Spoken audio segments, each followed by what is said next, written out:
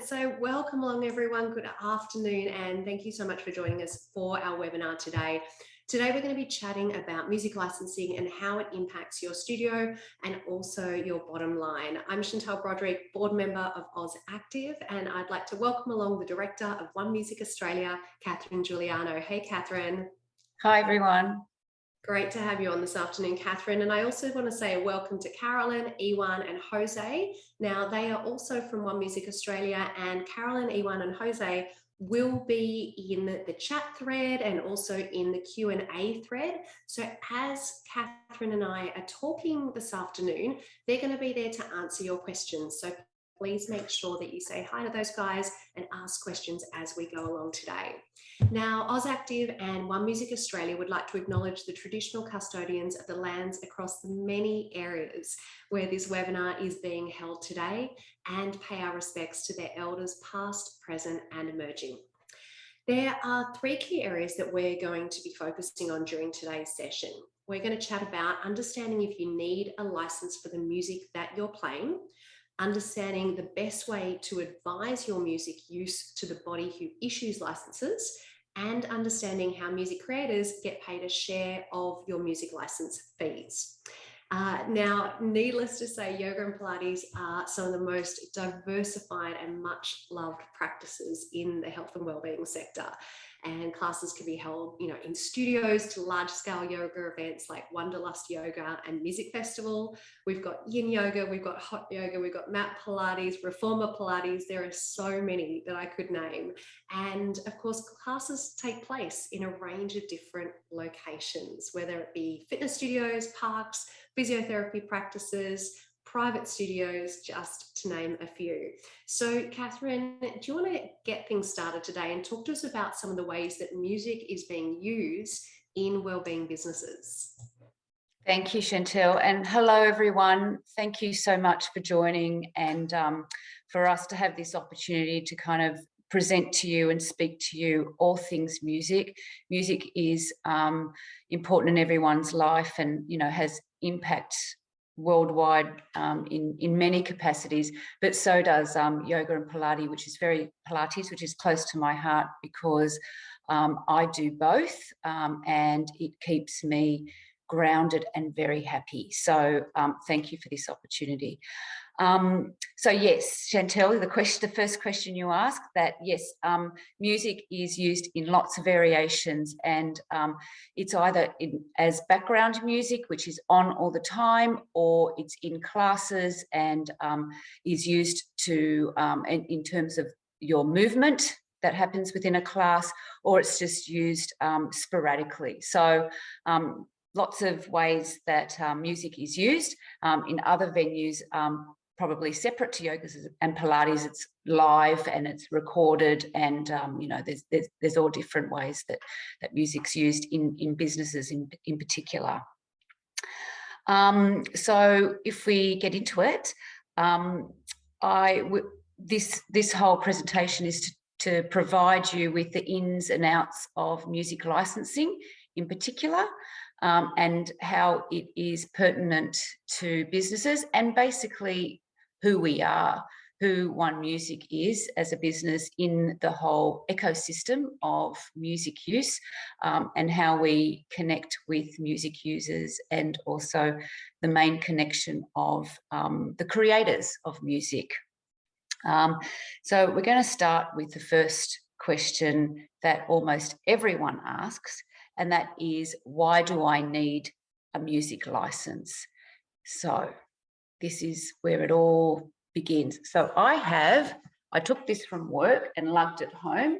This, everyone, is the Copyright Act of Australia. That's the Australian Copyright Act of 1968. Massive book that it is. And copyright came to Australia in 1926 when radio was introduced in Australia. It's Commonwealth legislation, so it's federal law. And to simplify it, it's very complicated, this book, but it's part 3 of this book is where musical works and sound recordings sit, and I'll talk more about that. But what it essentially says is that there are copyright owners, the creators of music, and if someone uses a piece of music in a commercial environment, so that's a business, and it means outside of domestic use, which is the home or the car. So if music's not used in any kind of domestic environment, but used in a business, permission is required from the copyright owner for that use. And permission is granted in Australia for businesses by OneMusic, who represents two copyright owners. So there's two copyright owners in that Copyright Act whenever music is used, and OneMusic tries to simplify it so that people don't need to go to every single individual copyright owner to gain that permission. And I'm just going to let you know, I'm using some notes, so because I don't want to miss anything, and I want to make sure that that everything's covered. So I'm going to do a very quick Copyright 101 session. You don't have to read the book, just so to make it clear so everyone can kind of get why you need a license. So in the Copyright Act, there's copyright ownership, or copyright sits with the musical work. And the musical work is a creation by a composer or songwriter. So they have copyright in the musical work. Every time something is composed, copyright is automatically granted to that songwriter and composer for the musical work. But there's copyright also in the original sound recording. So once that work has been recorded, so a recording has been made, the original sound recording also has copyright within that, and that belongs to the performing artist. So the recording artist. So then you've got the songwriter and the recording artist, because often they're not the same people. Often they are different people. For instance, Kylie Minogue is the recording artist, and a lot of her songs are written by a woman called Kathy Dennis. She's the songwriter. So they're separate copyrights, and separate permissions need to be gained if you're going to publicly perform music. There's a number of rights in the Copyright Act. I'll give them to you quickly. One is the right to broadcast. That's radio and TV. They need permission to broadcast, and that's through terrestrial airwaves, copyright, so radio and television. There's the public performance, and that's what we're talking about today. That's to publicly perform outside of the home in your business. So it's called public performance, but that's you guys playing music in your business. The other right to touch on is reproduction. So whenever music is copied or delivered for a commercial purpose, permission is also required for that, and that there's that element, or that right, copyright right, is in our license as well, in the OneMusic license. And the last one is, so we've got broadcast, public performance, and reproduction. So they're the rights in the Copyright Act. So there's the three that you need whenever you do something, you manipulate or do something with music. There's a couple of things up on that screen. We've got copyright.org.au. That represents the Australian Copyright Council. So they are a government body that kind of verify who OneMusic are. So OneMusic basically is the organisation that represents songwriters around the world, the whole wide world, and recording artists. So instead of going to every single publisher or songwriter or performing artist or record label, because they represent them, you come to OneMusic for permission for public performance rather than having to go to each individual one. So it makes it easier. And there's societies similar to OneMusic in every country around the world, and I'll show you a little map later that shows that. So the Australian Copyright Council has all information about copyright. not only music copyright, but also copyright in the written word, in artwork, because copyright sits with other mediums as well as music.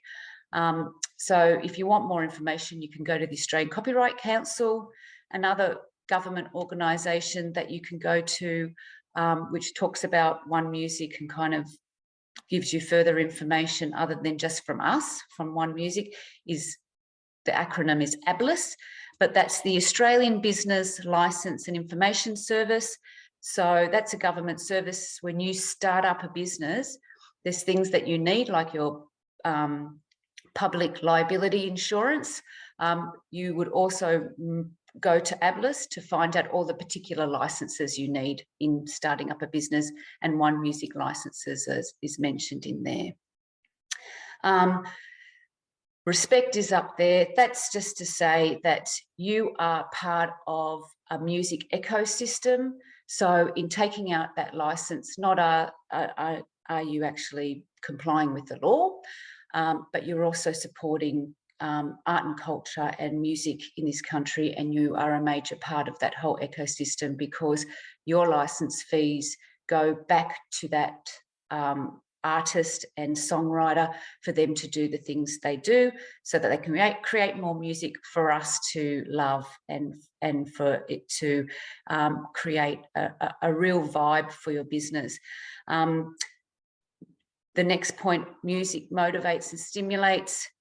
I think what I have learnt, and being in this business for 20 years, is that music has real power and has real impact.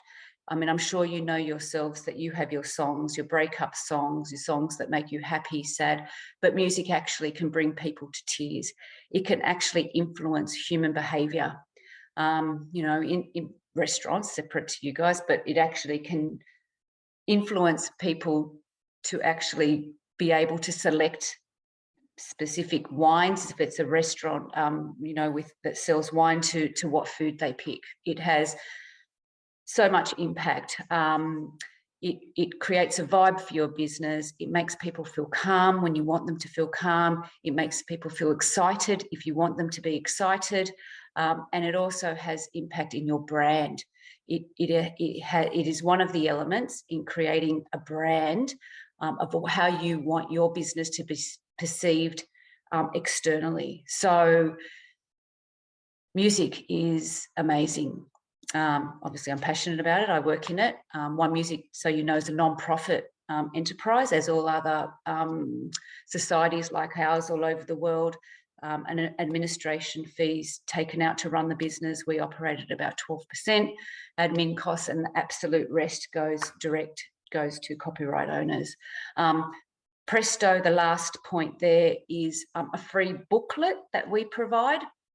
You can come to our website, and what that does, it houses all the research around the world that actually shows how music impacts human behaviour specific to your business. So how you can use it wisely, and actually think about the music you're using to maximise, you know, your customer experience, client experience, and at the end of the day, your bottom line, which is, you know, your profit and your revenue.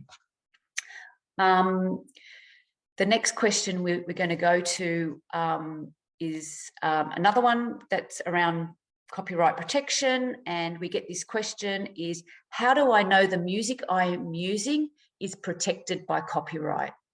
Right, there's things like royalty-free music out there, and some of that music's not in our repertoire, but sometimes it's advertised as royalty-free, but it actually is copyright protected music. So it can be a little bit tricky. I'll touch on the point that I wanted to talk to you about, which is that we have reciprocal agreements all over the world, and we in Australia will license the use of music by all those rights I was talking to you about, as countries do in their jurisdictions. So if you're playing a music from overseas, we will send that money to that specific society overseas. If they're playing Australian works in their territory, they will send the money to us. So it's a whole economy of public performance and music worldwide. So we represent worldwide music, repertoire of music. But if you think the music you're playing is not copyright protected, I might get Jose and one of the OneMusic staff to put in a link to our work search. So the musical work in Australia is looked after by APRA AMCOS, and the sound recording side of copyright is looked after PPCA. And we had come together in 2019 to create OneMusic. So although OneMusic is the license that you need, the front, the back end of the businesses is APRA and PPCA. You can go to the APRA website, and here's the map. So basically the whole world is covered by music.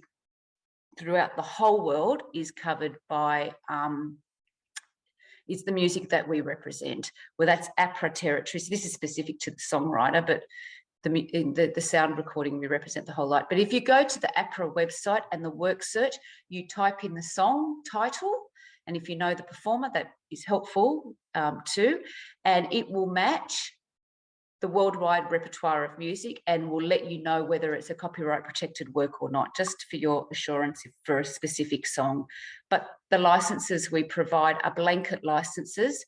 So it's a risk mitigation, so it covers all music being used. So basically, if you have a OneMusic license, you can play whatever you like, whenever you like. You completely and totally feel comfortable in the knowledge that everything is covered. We might dive a little deeper now, and we go to the next slide. And this is what types of music licenses, what type of music use apply to wellbeing sectors.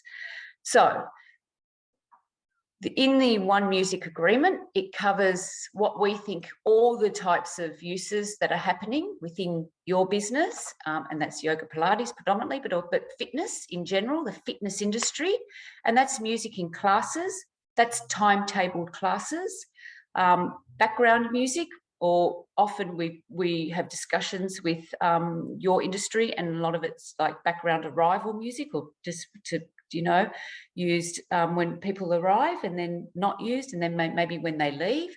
That's why we've got arrival music there, but basically it's background music.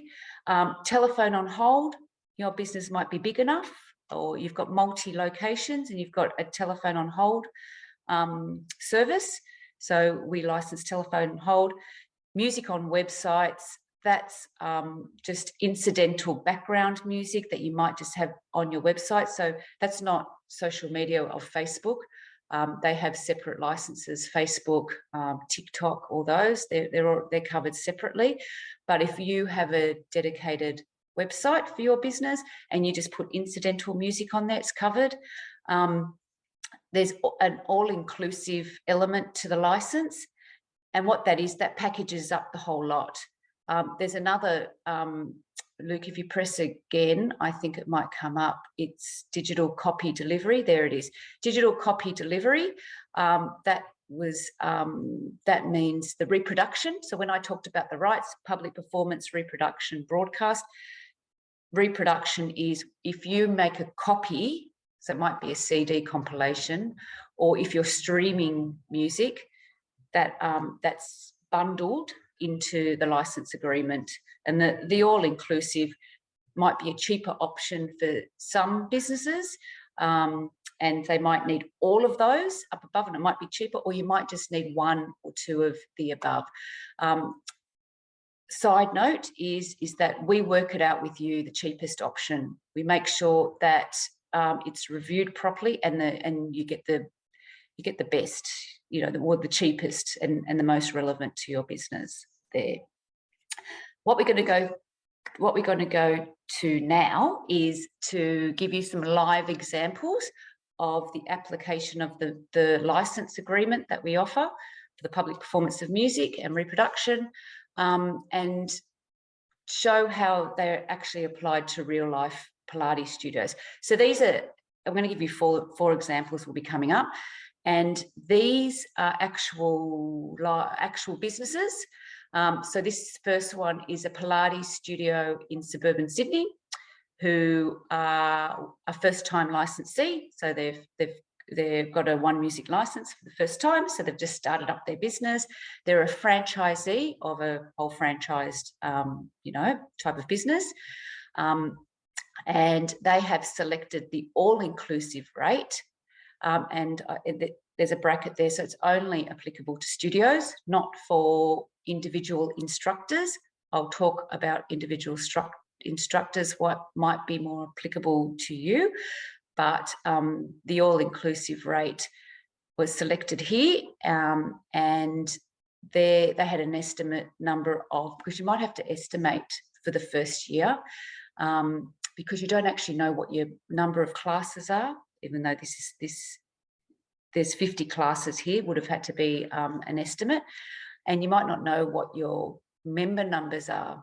So you just have to make the best estimate when you get a license. But what we do is we adjust it at the end of the year. We come back to you and we say, well, actually, what have you done? And we'll give you a credit, or there might be an invoice due to make an adjustment on that. So they estimated 50 members for background music and 50 classes per week. And the all-inclusive worked out as a better option, which was $36 per 16 per member. And that's the license fee there, $1,808. So that covers everything. And it covered, there's also the add-on of digital copy delivery and telephone on hold. So that's the first example there. If we move to the second one, it's a Pilates studio in regional New South Wales, and they went on to our portal. So for everyone's knowledge, we actually have a OneMusic portal. So if you go to the OneMusic website, we've got a get a quote system. So if you want to get a quote, that's an anonymous quote, just to kind of get the lay of the land. You can see what the fees are. In that get a quote, you can continue to move into the portal to actually get a license. So this particular Pilates studio went to the portal. They actually have a background music supplier that supplies their music. I'm not sure if you know who a background music supplier are, but I will let you know. What they do is you engage them. So they're a service that you pay for. That's got nothing to do with OneMusic, but they are a service that curate the music for you. So often businesses will get the experts in. They will know, and they are the experts, let me tell you. They operate very much in the retail space. If you've heard of Coles Radio, playing in Coles Supermarket, that's a background music supplier that curates and supplies that music. It's also in the fitness industry, it happens. So a background music supplier will come in and they will curate the music. So this Pilates studio engaged Soundtrack Your Brand to be the music supplier. And what that meant is that the digital copy and delivery, so the delivery of that music is looked after by Soundtrack Your Brand. It meant that this studio didn't have to worry about that right being covered or permission being granted for that right. It's covered by a background music supplier. So if you use a background music supplier, it does make it cheaper, our license cheaper, because part of it's already been covered. They had no music being used during classes. They just had background music all day. So it's just continuous music on. They had selected all-inclusive and put in 6 members, and that was an error. So that meant they were actually over-licensed. So we saw that and thought, this doesn't look right. We contacted them, and what it was, they actually had 6 people attend per class. They had 100, which meant they had 100 members overall. So we switched them to the fitness background music license for 100 members, and it actually saved them $100. So put them into the cheaper license fee. Next example is a yoga studio in the Sunshine Coast in Queensland. They were a first-time licensee, so started up their business, so their new yoga studio. They had selected the all-inclusive rate. Again, they went to the portal and did that. They estimated 10 members. That worked out at $36.16 per member, and that meant that the minimum fee applied. Now, please note these fees are annual fees. It's for the whole year. So it's $384 per 16 for the whole year. Next example is, we go to the next slide, of a yoga studio in regional South Australia. Now here we're heading into the space of yoga instructors. So this yoga instructor played CDs. So they were playing music in their class. So the music was played in the classes. They estimated 120 classes a year. Each class was less in the license, the OneMusic license. The fee is either less than 10 is a rate, or more than 10. So they are less than 10 per class, and the annual fee for this particular yoga studio is $403.04. On the portal, it asks questions and you flow through. So, the portal's an easy way to do it, but we have licensing reps in this space who will talk you through it and work out what the best option for you is. So we've actually got, so Caroline Lee is here in this. She's a dedicated account manager. She'll put her contact details in the chat or in the Q&A, and you actually can contact her directly, and she'll actually, help you, be signed up to the best option in the OneMusic license. Next question now, moving on, is I teach at more than one location. Do I need to license each location? So yes, all our OneMusic licenses for every single industry and across the board are location-based. So it's the physical building place. That's the application of it. So you would license each location. If you're an instructor and you operate within a dedicated, say, yoga or Pilates or fitness location, it's up to the business owner of that location to take out the license. They're authorising the public performance of music on the premises. So it's not up to the individual fitness instructors. It's the business owner of the location. A fitness instructor or yoga or Pilates instructor would take out a OneMusic license if they don't operate in a physical location. You may operate in a community centre, which has lots of other things happening in there. So it's not a dedicated fitness location. Or you are doing your classes in a park. So it's not a physical building.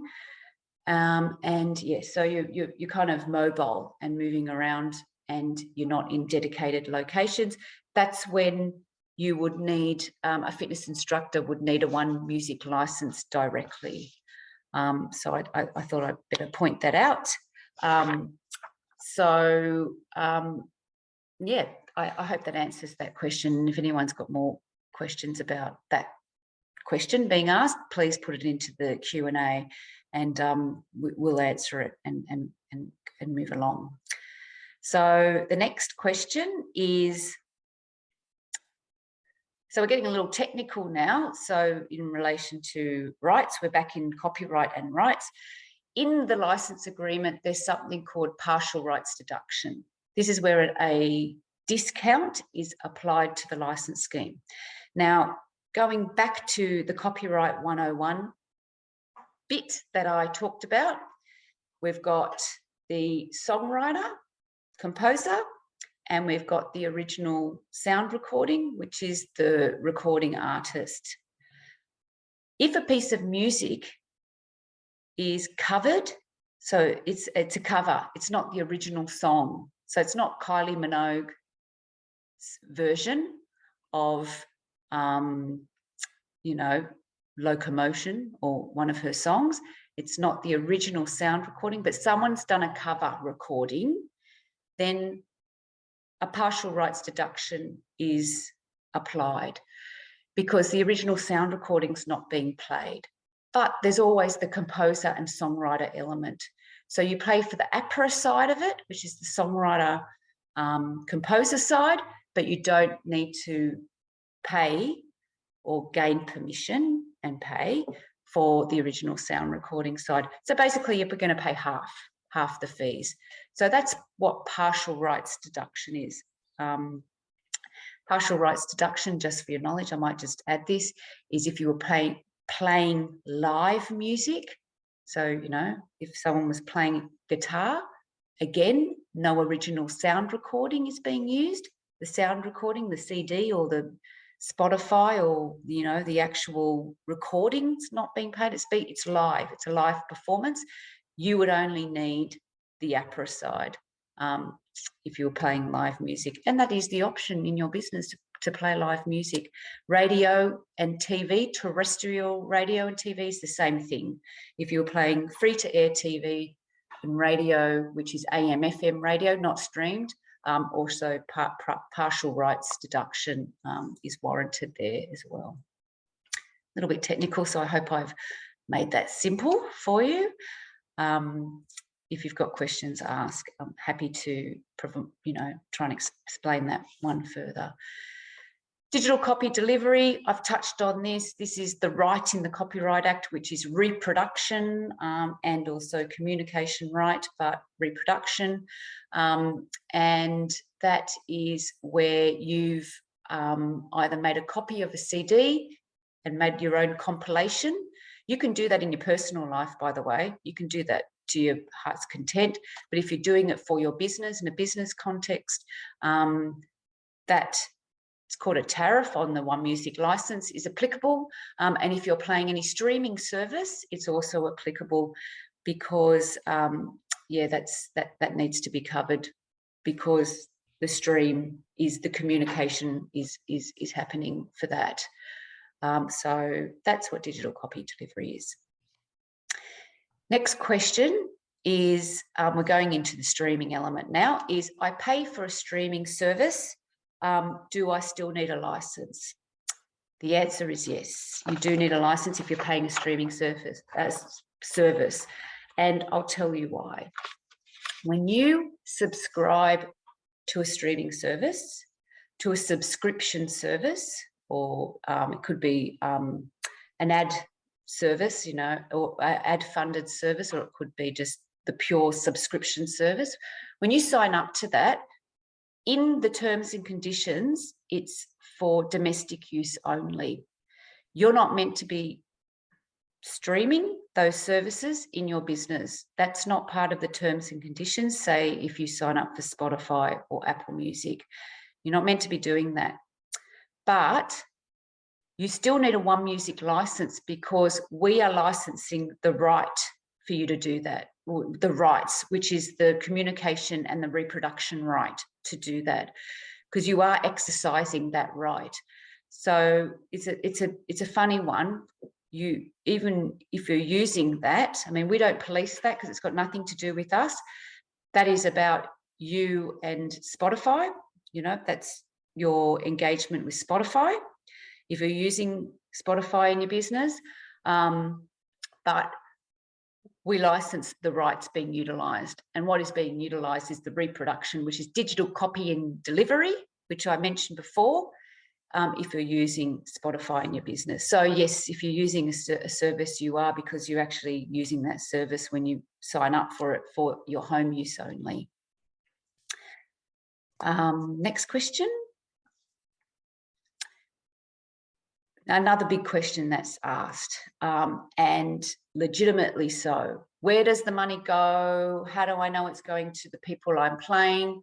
And you know, what is the distribution mechanism that happens? So I'm going to talk to you about that now.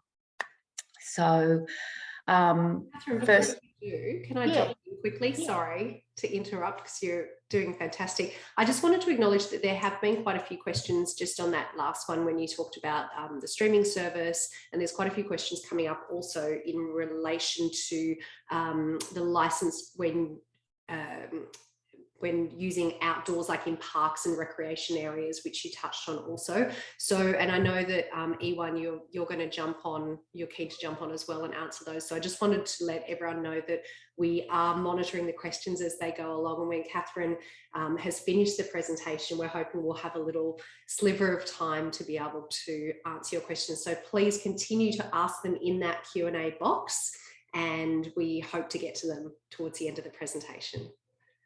Fantastic. Sorry to interrupt, Catherine. That's great. No, I'm sorry, because all I'm hearing is my voice and seeing. I don't see anyone. There are lots of questions coming through. And when you don't get feedback, it's so interesting to know, is that understandable?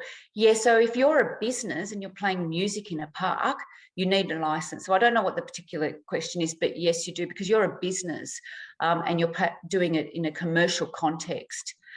So I don't know if that answers that, but I'm sure Ewan and Jose, and hopefully at the end we can talk more about that. And yes, the streaming service is that, yes, you've signed up and you've paid for that subscription, as you would if you buy a CD. You've paid for the CD, you know, you pay your iTunes, you pay to get that, but to play it in your business, to whatever the way that you get your music, yes, you need to have a license for the public performance of music and for the reproduction of that music for the two rights. So, you know, maybe we can talk more about that when we move on, when we go on. So, thanks, Catherine. Yeah. So where the money goes. So, firstly, to create a piece of music can take a songwriter years in the making. So a lot of blood, sweat and tears goes into making music. So that's the first thing. So so there's APRA and there's PPCA, and when license fee come in, when the license fees come in, it goes into a pool. We split it. We give PPCA, who represent the original sound recording or the recording artist, we pass that money to PPCA, who are a whole separate entity unto themselves, and they have their own distribution practices.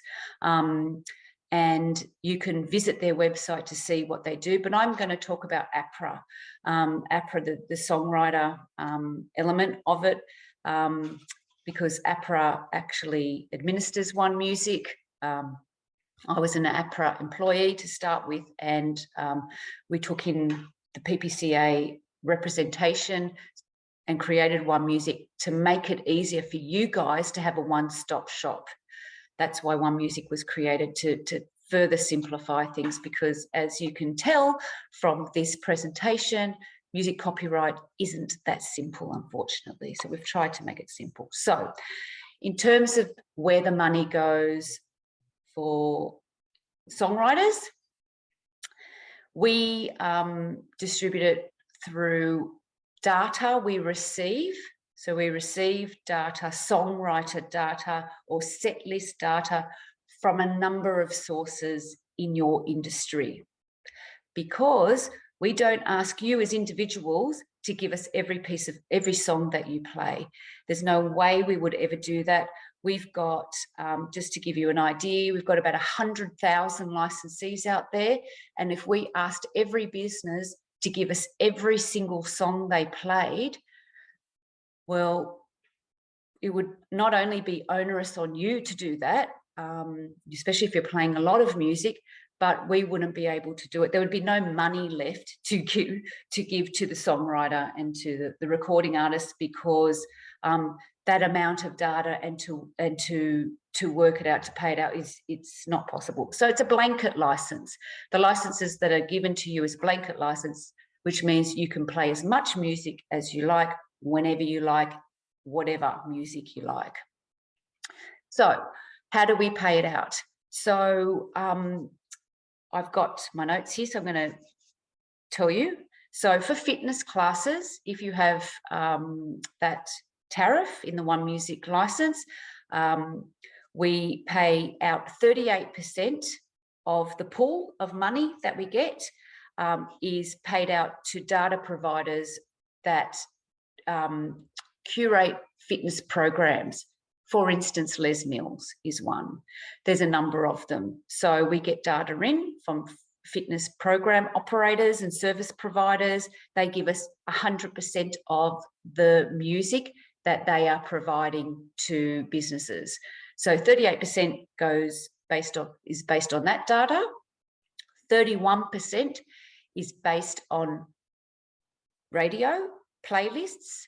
Just so you know, we get 100% of data from commercial radios, and non-commercial radios or community radios, we get sample data, but every single song that is played on the radio, commercial radio, we get every single song to the minute. In fact, actually to the second, we get the piece, and we know how long a piece is played. So it's distributed based on that, because we say that a lot of the music played on radio can be played out in the market, you know.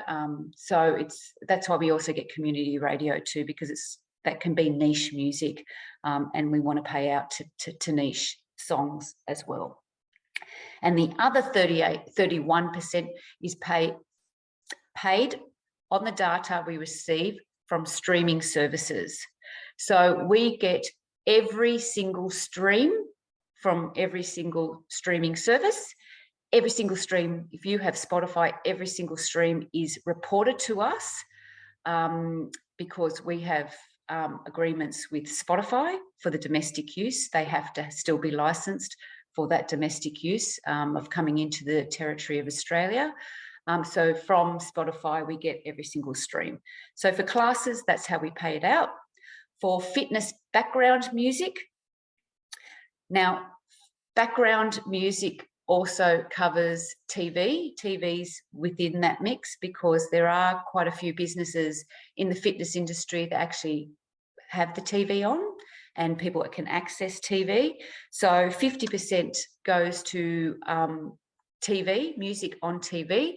Just so you know, TV stations all have a license with APRA AMCOS, because they have to have a license to broadcast the music that they play. It's a broadcast license they have, which is in the Copyright Act. So they have to do that. So we get every single song. So 50% goes to TV, 25% goes to radio, and 25% goes to streaming services, or the streaming data that we get. So that's how we work it out. That's how it's done. So we use the resources. We try and work it out, and it's reviewed regularly, just so you know. And, you know, we try and make it as accurate as possible, and working with organisations like AusActive to go, what's happening out there in the market, who's playing what, you know, what seems to be the most popular, even in respect to the data we receive from the fitness programmers. And we also get data from background music suppliers. So background music suppliers come into the mix as well, right? Because we know that they're being used there. We get all their set lists because they have direct licenses with us for the digital copy delivery, which I mentioned before. So we get all set list data from them. The other thing is, I've got to mention, so it will be more accurate in the future. And when I said it's being reviewed, you might have heard the term, and may not, MRT, that is music recognition technology. An example of that is Shazam. We're looking into that, where we will be able to, in the future, put little inobtrusive devices in businesses that will listen to the music being played. It doesn't pick up voices or words, just so some people get a bit concerned when it says listening device. It only picks up music. It will it will stream or cache 10 seconds of each song, because it matches it so quickly. And we've done trials already in this space where the matching rates above 95%. It is amazing, the technology now, where we can do direct distributions to what is being played in your business, we can actually pay out the exact songs. So it's going to go down that road. But at the moment, we're doing it according to these analogous kind of ways as best we can, but we will be accurate. And if you guys are up for it, you can let us know, because we're trialing, we're going to be rolling out, and we will be putting such devices into businesses. You know, it's going to happen very soon. Catherine, there is so much information, and thank you for explaining all of that. And I can tell you that the OneMusic Australia team have been frantically answering all the questions in the chat, which has been fabulous. And I know that we've got Ewan and Jose there, and I think Carolyn's there as well. If it's okay with you, what I'd like to do is circle back to a couple of the most commonly asked questions and where we might start this. Ewan, I don't know if you're available right now, because I've noticed that you wanted to jump on live and answer this question, so I want to welcome you in. The question came from Sandra, and it was, can you please elaborate more for instructors who move around to different locations, including gyms that don't have a license and or parks and outdoor areas where apps like Spotify might be used? Now, you have obviously elaborated quite a bit on Spotify, but Ewan, I think, did you want to say a few words specifically in relation to that question? Let's bring Ewan on. Yeah. Great, someone other than me. You can meet the team, the fantastic OneMusic team. Yeah. Ewan, can you hear us now?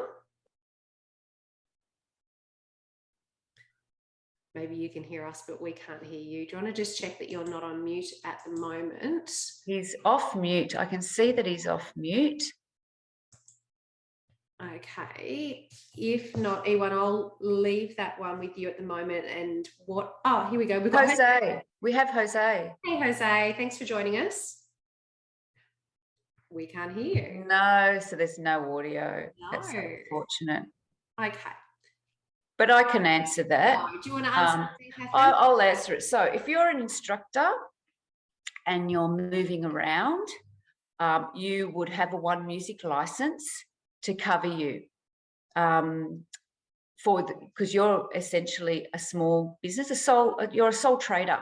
So you're a sole trader, you're a business, and you would, yes, have a OneMusic license. One thing that I know, looking at Jose, who asked me to mention this, and I better mention this is important for instructors, is that if you do one-on-one classes, so they're not timetabled, so you wouldn't take out a OneMusic license for classes, you would take out a OneMusic license for background music if you were doing appointment style classes. So they are classes, but they're not timetabled. It's one-on-one, and it's kind of the boutique kind of thing. You know, it's appointment only is what I'm saying. Yeah, you'd be classified as background, not classes, because to be eligible for music in classes tariff,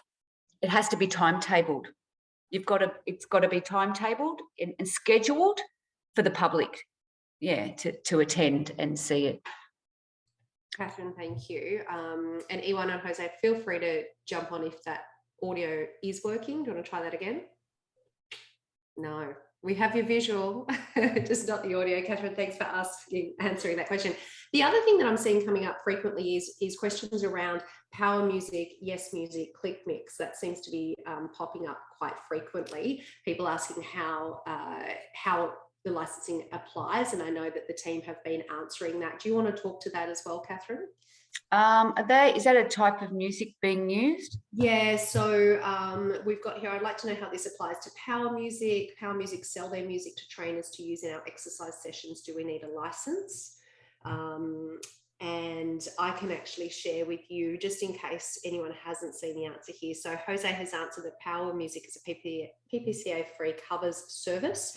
A license is still needed, but we apply 48.25% discount, acknowledging the fact that you are using a PPCA-free service. That's it. So that was the partial rights deduction part of the presentation, where yeah, it's basically half the license fee is applicable because only half the rights are being used. So it's a cover recording. Okay, let me just go back through and see what other common questions we're coming up with. So if people are using specific types of repertoire or services, click or whatever, all they need to do is just ask us if it's within repertoire or not, because we kind of know whether it is or isn't, and some of it might not be, and we'll let you know if it isn't, because some is classified as royalty free, 100% royalty free, which means they've got direct deals with record labels and the copyright owners, so we're out of the loop. That doesn't happen very often, but it can happen, and we will let them know. We will say no license from OneMusic is required. Yeah, thanks, Catherine. This is an interesting one that came in from Jeanette, who said, what if any of the members that come into our facility want to play their music on the gym's speaker system or on the studio speaker system? Yeah, so the OneMusic license covers it. So it's still public performance because it's happening within that business and that class, but you can play music from any device, any source, in any way. The OneMusic license covers it, as long as they've accounted for it. Excellent. Let me just move back into the chat thread. Okay, so questions just come in to say, can you give us a guide on the cost for a sole trader background music license? This might be hard to do on the spot, but where it's appointment only, one-on-one PT or small groups in parks and community centres. And I think you did touch on that. Yeah. So yeah, the one-on-ones, you know, the sort of private, you have it. It's still your business. It's not like domestic because it's you as a business operator, but it's one-on-one. Is background music. I mean, all they need to do is to jump on the OneMusic. I would suggest, rather than doing individual, you know, applications, jump on the OneMusic portal. You just go onemusic.com.au and it does a free quote, and you can get an idea of the cost just by going through that. Where questions are asked, and you don't have to go through and get the license, but you can if you want to. Just get an indication. Yeah. Great. We've only got a couple of minutes left, and I know that the team are still answering questions in the chat box at the moment. So if you do have any final questions for Catherine or any of the OneMusic Australia team, now is the time to ask them. And I just want to acknowledge thank you to everyone that has been asking questions. I know that there are some common threads that are coming up, and it's been great to see how much interaction there's been in the webinar today. And Catherine, thank you to you for jumping on all of those questions. Excellent. Thank you. That's great to hear, Mia. Thanks for your feedback. Yeah, someone's just asking if the payment's one-off. I think you covered that as well. You said it's an annual payment. Oh, what it is if it's over $500, it's broken down into quarterlies. Right. So yeah, it goes quarterly. Yep. But you report once a year. Excellent. Let me just see if there's any more questions that have come back in. Annie, thank you very much. But for those of you that wanted to go to that link that Catherine mentioned in regards to getting a quote, Annie has just popped that in the chat thread right now so that you can access that nice and easily. You guys know exactly where to go. Okay. So please continue to pop those questions, everyone. And I just want to say, Catherine, thank you very much. I mean, this is you've given us such a comprehensive view into music licensing. Really do appreciate it. And it's been great having so many people on board. So I think a couple of important things to leave us on. How do people get in touch with the OneMusic Australia team if they want to continue to chat further, get some more information off the back of this? And also any final messages that you want to leave us with today? Yeah, so please contact us. So if you go to our website, there's we've got a 1300 number, and it's our customer support, and they will move you to the team here. You can contact the team. Jose, Caroline runs it. So really, Caroline Lee looks after yoga and Pilates in particular. She's our expert licensing rep. But go to the portal.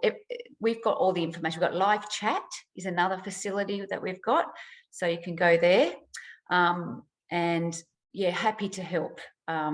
because, and the last thing I want to say to end off is that it's not easy, unfortunately. And this thing, I hope I've kind of simplified it for people in some capacity.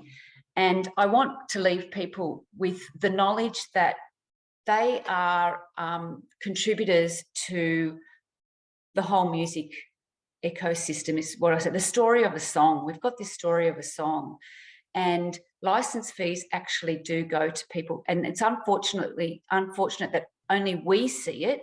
Music users don't actually see it. So every day I get thanked by the music creators where the money goes. And, it's only through sources of revenue, because they're small business operators themselves, that they're able to continue to do what they do. And often people think it goes just to the Elton Johns of the world, but it doesn't. It actually does go to all music creators, and they're appreciative. So I thank you for using music and for getting a license, because you are actually contributing to that, and you should know it. You should know that you are, and hopefully we can bring more of our music creators to the fore. And we try to do that with all our comms, to have them actually speak to you rather than me speak to you, that they actually come on and can talk to you direct and let you know what contribution you're actually making. No, it's really, really good to know that, Catherine. And thank you so much for spending this past hour with us. Thank you to all of the team. It's been great to have everyone on board. And thank you so much to everyone that's attended the webinar today. It's great to see so many of you here. And we really appreciate your interaction. We appreciate your questions. It's important for all of us to understand what you want to know out there, especially in regards to music licensing. So thank you so much. And I noticed that, Luke, thank you for popping the contact details in the chat thread as well. So that concludes our webinar for today. And I'm going to guess that Luke is going to be sending out a survey after this. So really important. We would love you to fill in that survey, please, after today's webinar. So Catherine, thank you once again to you and to all of the team. Luke, thanks for your help, and we will see you for the next webinar. Thank you. It's been a pleasure. Bye, everyone. Thanks.